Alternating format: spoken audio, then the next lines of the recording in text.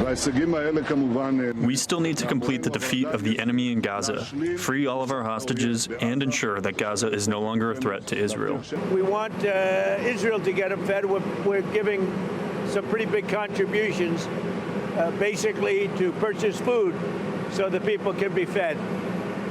We don't want people going hungry, and we don't want people to starve. Well, tonight, a Fox News exclusive, we have access to an aid distribution site in Gaza run by the U.S. and Israel. America's Newsroom co-anchor Bill Hemmer joins us from Tel Aviv after a look inside. Bill, great to see you. Hey, Brett, thank you. Good to be with you, and good evening from Tel Aviv. We were there at dawn earlier today to see the Gaza Humanitarian Foundation, known as the GHF, a fairly new group that's been working on these distribution sites for only a period of 2 months.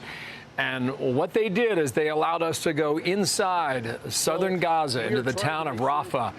And the place was flattened everywhere. It was just concrete and cinder blocks from every house and every building that used to exist there. And what you're looking at right now is the aid station we got to. We went 5 miles down this road, and we reached one of 4 distribution sites that they're now operating in Gaza. And we saw hundreds of pallets of food, onions and potatoes and flour. And on the other side of the berm, you had thousands of Gazans who would assemble in the early morning hours. And Brett, when they give the go sign, you see these people just coming, hundreds at first, and then thousands, and trying to gather whatever they can. It's a very difficult process, and I think that's an understatement. Listen to Chapin Fay. Chapin works with the GHF Foundation, and he really goes into how complex this is. Watch here. What you saw today was controlled.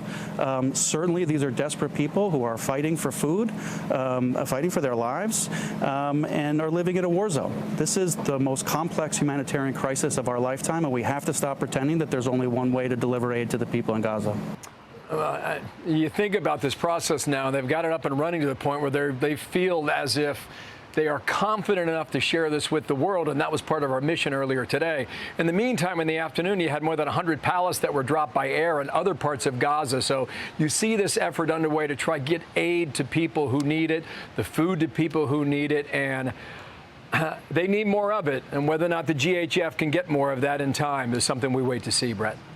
Yeah, so Bill, it seems fairly controlled there, but we hear reports of other parts of Gaza in being a very chaotic situation. Do they talk about that and how they're going to expand to the other parts? Yeah. We saw today a scene inside this area where the food was about to be distributed. And you have cranes on the perimeter of this distribution site. And these cranes go 50, 60, 70 feet up in the air. And there are snipers from the Israeli army, the IDF, inside there.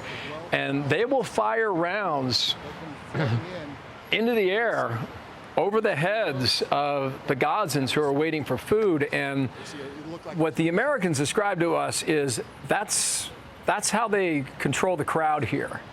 And we can't see half a mile downrange, a mile downrange. We have no visibility on that whatsoever.